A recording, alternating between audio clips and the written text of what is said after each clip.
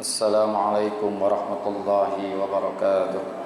Waalaikumsalam warahmatullahi wabarakatuh. Al-Fatihah ila hadratin Nabi Muhammadin al-Mustafa Rasulillah sallallahu alaihi wasallam, jami' arwahi walidina wa masyayikhina wa muallimina wa asatizina, khususan li muallif hadzal kitab al-Imam Yahya bin Syaraf an-Nawawi, wa khususan li muassisi hadzal masjid wal majlisi.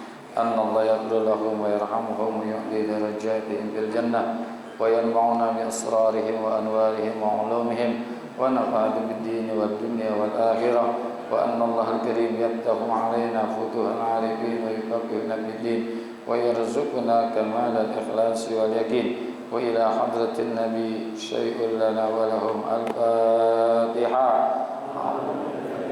أعوذ بالله من الشيطان الرجيم. بسم الله الرحمن الرحيم. الحمد لله رب العالمين الرحمن الرحيم مالك يوم الدين إياك نعبد وإياك نستعين اهدنا الصراط المستقيم صراط الذين أنعمت عليهم غير المغضوب عليهم ولا الضالين. يا رب بالمصطفى بلغ مقاصدنا واغفر لنا ما مضى يا واسع الكرم.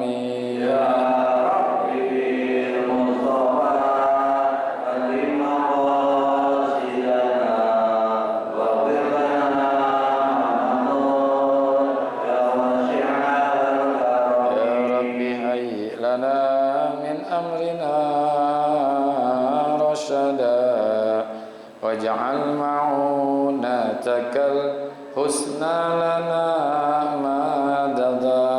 يا رب بالمصطفى بلغ مقاصدنا واغفر لنا ما مضى يا واسع ولا الكرم. تكلنا إلى تدبير أنفسنا فالنفس تعجز عن إصلاح ما فسدا.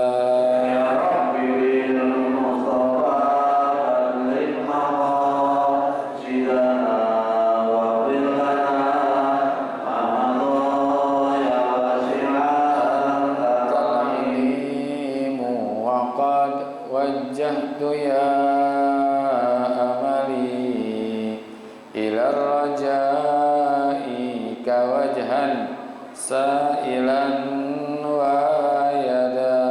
يا رب بالمصطفى بلغ مقاصدنا واغفر لنا ما مضى يا واسع الكرم. اللهم صل وسلم وبارك عليه. Bismillahirrahmanirrahim. Alhamdulillahi rabbil alamin. Wassalatu wassalamu ala sayyidina Muhammadin wa ala alihi wa sahbihi ajma'in, amma ba'du. Ma'asyiral muslimin wal muslimat, hadirin bapak-bapak jamaah Majelis Taklim Ukhuwah Islamiyah yang semoga semua dirahmati Allah Subhanahu wa taala. Wabil khusus pada guru kita yang mukarram Bapak Kiai Haji Dr. Andes Muhammad Ja'far, guru kita Ustaz Abdul Hamid Mustafa Al-Hafiz, dan segenap pengurus Majelis Taklim Ukhuwah dan juga Masjid Jami Baitur Rahim yang semoga semua dirahmati Allah. Syukur alhamdulillah, pagi hari ini kita bisa kumpul kembali dalam majlis yang penuh keberkahan. Mudah-mudahan hadirnya kita mendapatkan ilmu yang manfaat, ridha dan inayat, sehat afiat dalam ibadat. Allah berikan kepada kita selamat dari alam dunia sampai alam akhirat. Wa bisanadil muttasili ilal imami muhaddithi rahimahullahu ta'ala wa adaman naf'a bihi wa bi barakati ulumihi wa bikum fid daraini amin. Qala radhiyallahu ankum fa iza fa'alu zalika asamu minni dima'ahum wa amwalahum illa bihaqqil islami wa hisabuhum 'ala Allahi ta'ala. Faiza fa'alu zalika, lalu apabila mereka telah melakukan, namun apabila telah menjalankan hal yang demikian itu, artinya melakukan, mengucapkan hal itu, yakni ucap 2 kalimat syahadat, termasuk juga melakukan sholat, menunaikan zakat, asomu, ya, faqad asomu, maka sungguh mereka telah terlindungi, telah terpelihara, telah terjaga dariku apanya, darah dan hartanya, dima'ahum wa amwalahum.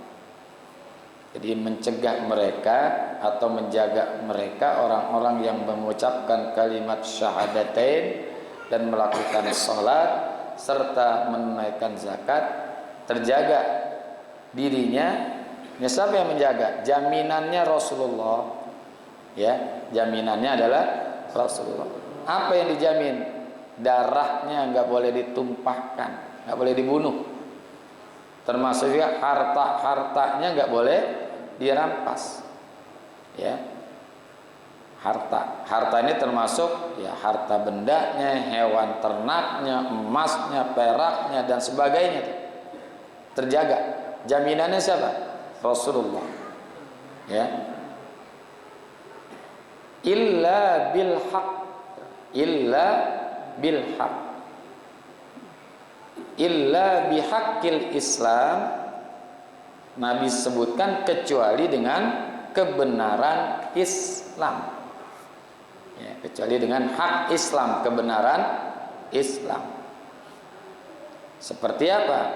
Membunuh, ya, membunuh orang yang sudah mengucapkan kalimat syahadat dan sudah sholat serta zakat, itu ada alasannya tuh, ada pengecualian dengan kebenaran Islam. Seperti membunuh, ya, mendapatkan hukuman kisos, serta juga ketika dia berzina kan kena hukuman lagi tuh, ya, kena hukuman lagi.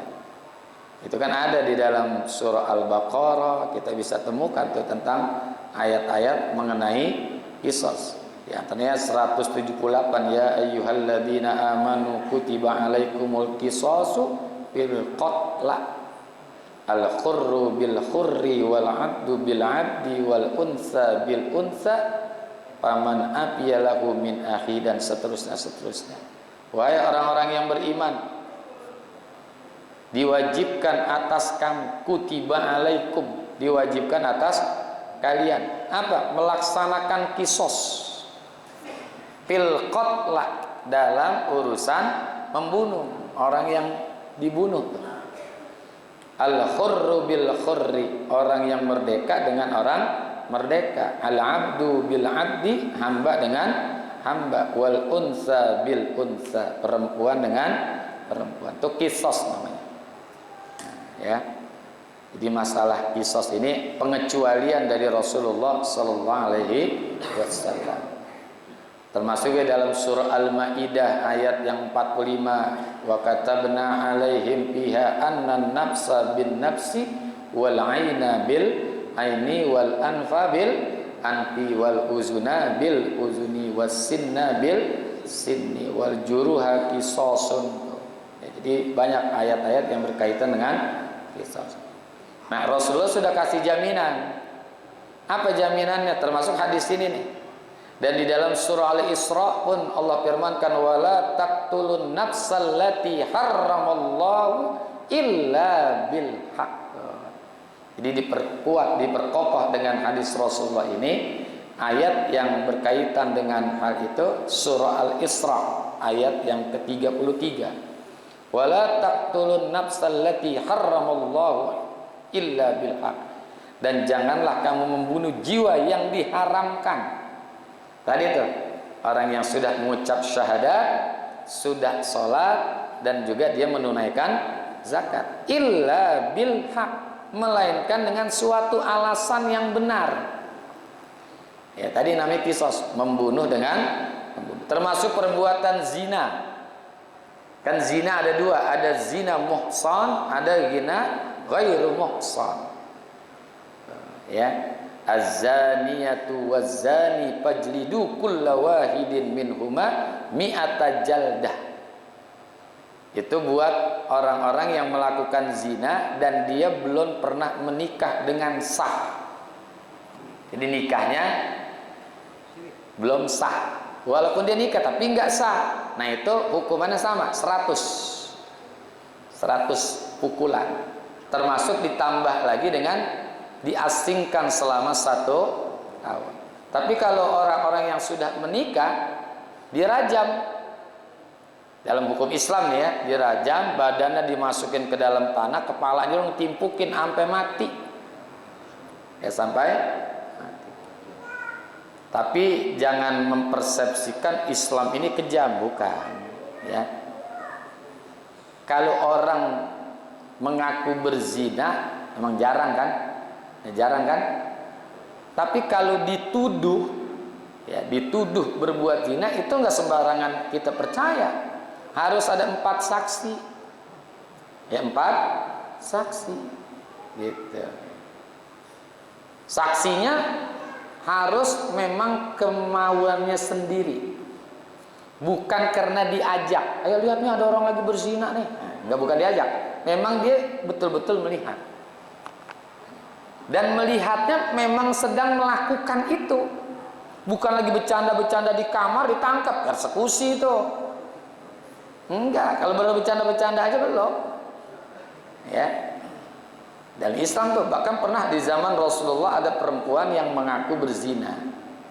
Ya, ini jujur dia nih, ya Rasulullah, qad zanaitu, aku telah melakukan zina. Sampai Nabi tanya 3 kali, betul apa enggak? Betul. Sadar? Iya. Benar enggak nih? Iya. Udah. Tapi saya sekarang lagi hamil ya Rasulullah. Oh, kalau kamu hamil nanti hukumannya setelah anakmu lahir. Tuh ditunggu 9 bulan tuh. Ditunggu 9 bulan. Datang lagi kepada Rasulullah, ya Rasul, sudah lahir anak saya nih. Saya ingin melaksanakan hukuman daripada zina. Enggak, ntar dulu, kamu susuin anakmu 2 tahun. Nah, haulaini kamilain, 2 tahun. Enggak langsung begitu berzina, gebuk gitu, enggak. Ada prosesnya. Jadi Islam itu enggak zalim, justru adil. Nah ini nih, kalau ada orang berbuat zina, lihat siapa yang berzina.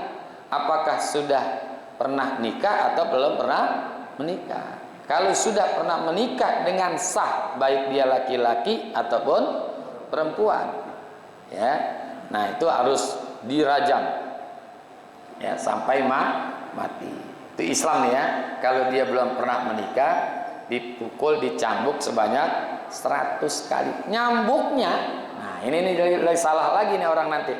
Islam tuh kejam sekali, orang dicambuk. Nyambuknya itu nggak boleh. Kata ulama dalam kitab Rawaiul Bayan, ya Imam As-Sabuni, itu ditafsirkan oleh beliau tuh. Ketika memukul orang yang berzina, ketiak nggak boleh kelihatan. Ketiak yang mukul nggak boleh kelihatan. Kencang nggak kira-kira? Gitu-gitu aja. Bukan mukulin kayak mukulin maling. Sampai ketiaknya nggak boleh kelihatan. Pelan. Tapi ada takzir yang berat lagi, apa? Diasingkan selama 1 tahun. Tuh takzirnya tuh hukumannya diasingkan selama 1 tahun. Bukan dipukul sampai sakit gitu, enggak. Asal kena efek jerak saja. Jadi mukulnya nggak boleh begini, pelan aja. Ya. Apalagi mukul istri, boleh nggak mukul istri? Boleh. Tapi ada tahapannya, nggak langsung main pukul kan gitu kan, dalam Quran kan gitu kan, dikasih nasihat gini, baru nanti akhirnya dipukul. Mukulnya pun bukan kayak mukulin maling, pakai lidih aja, pakai lidi, tau lidi kan kecil, biar kena efek jerak. Jangan pakai balok, mati bini kita lah. Mukulin istri kayak mukulin anjing, ya jangan. Ntar kena KDRT, ya KDRT, kekerasan di dalam rumah tangga. Itu.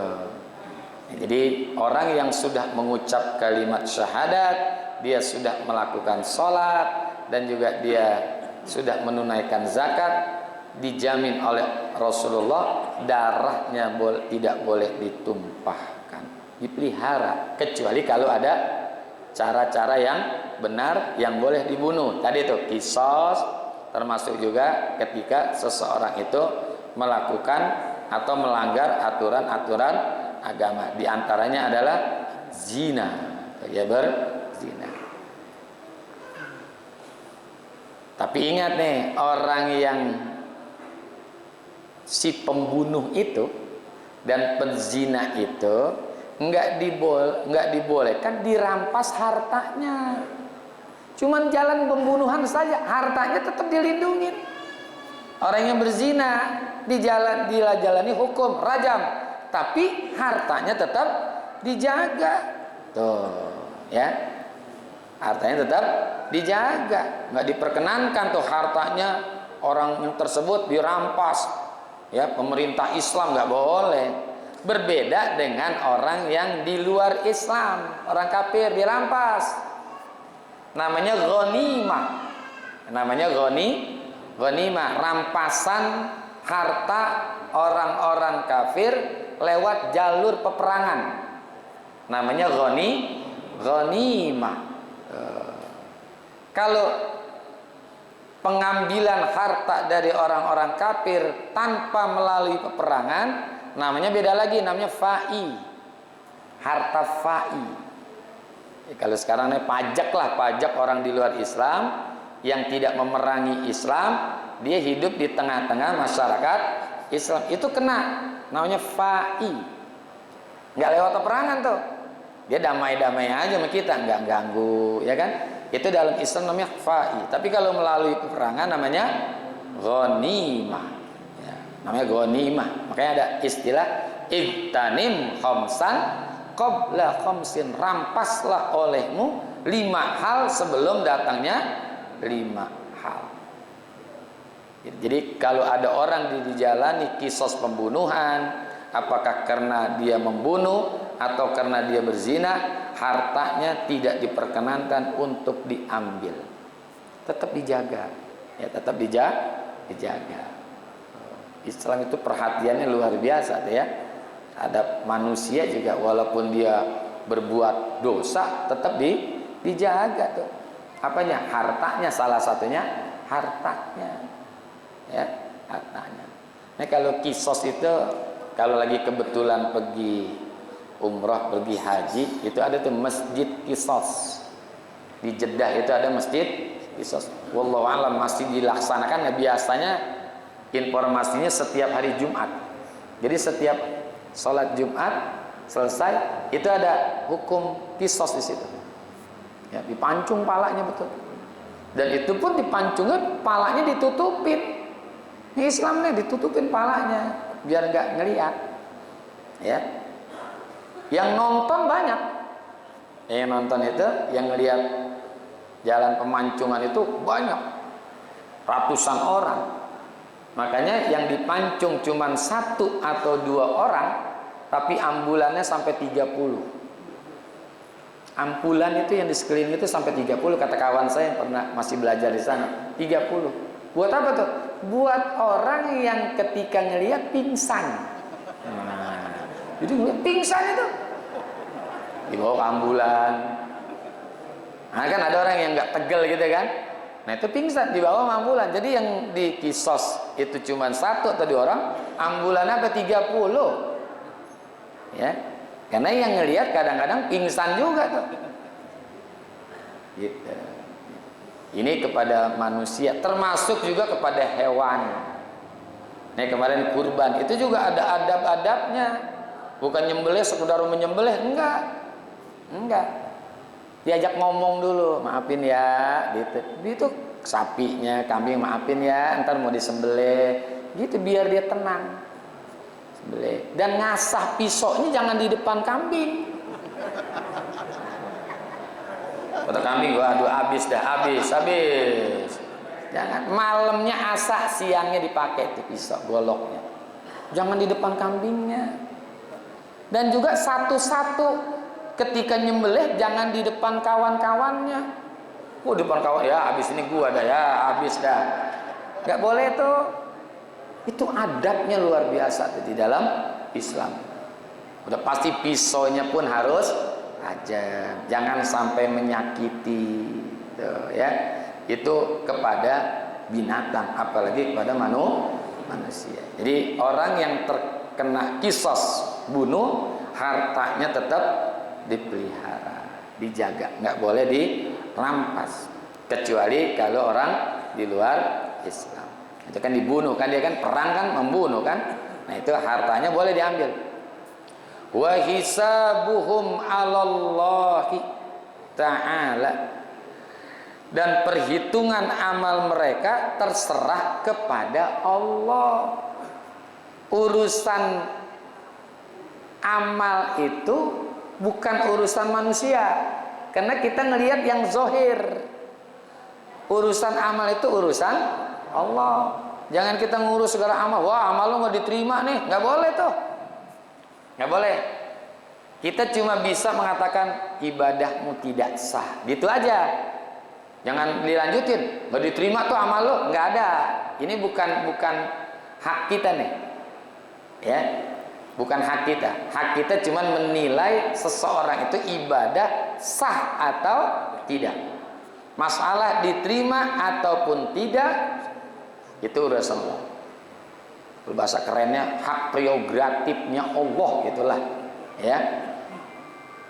Sehingga kalau ada orang, na'udzubillah, orang yang hidupnya kagak bener dah, sembahyang kagak, puasa kagak, dosa doyan, mati. Nah, Islam, ya, tetap memiliki kewajiban bagi yang hidup mengurus jenazahnya. Tetap wajib kewajiban selama dia Islam, meskipun perilakunya ya nggak bagus lah, sholat enggak, puasa enggak, ibadah enggak, maksiat iya, ya kan gitu. Sebut aja dah, lagunya kayak Fir'aun aja, perilakunya kayak Fir'aun gitu, tapi dia Islam. Kita lihat KTP-nya doang nih, Islam. Udah kita urusin 4, mandiin, kapanin, ngelatin, nguburin. Kan fardu kifayah ini. Masalah nanti dia masuk surga atau neraka bukan urusan kita, ya, bukan urusan kita, itu urusan Allah, ya, itu urusan Allah. Wah, gua nggak mau mandiin, pokoknya jangan mandiin, dia mati begini, enggak, ya, nggak boleh kita memponis orang tuh nanti neraka, surga. Lah kita aja belum tentu, kita aja ini kan belum tentu surga atau neraka, siapa yang udah tahu coba, ya kan? Mentang-mentang udah sholat belum tentu juga, ya, belum tentu juga kita bakal masuk surga. Tapi kan kita tetap berharap, inna nas'aluka ridhoka wal jannah, tetap kita minta. Nah, kalau kepada orang lain kita nggak boleh memponis atau menjustifikasi bahwa orang itu meskipun dia telah berbuat dosa, kita nggak boleh memponis, oh dia surga neraka, nggak boleh, udah nggak boleh. Itu bukan ruang kita tuh. Itu bagian hak Allah Subhanahu wa Ta'ala. Tuh, ya. Itu jangan kita ponis. Nah, ini hisabnya itu bagian daripada hak Allah, terserah Allah, ya. Hisab itu bagian daripada hak Allah.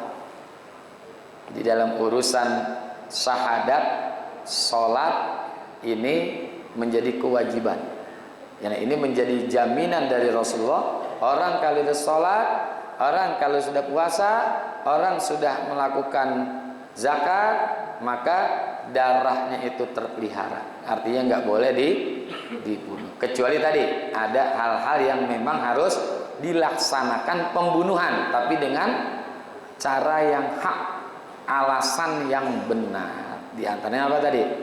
Kisos, atau karena dia sebab pembunuh atau berzina, ya, itu zina. Wa qala an-nabiy sallallahu alaihi wasallam wallahu a'lam bis-shawab. Nanti hadis yang ke-9. Terima kasih dan mohon maaf. Assalamualaikum warahmatullahi wabarakatuh.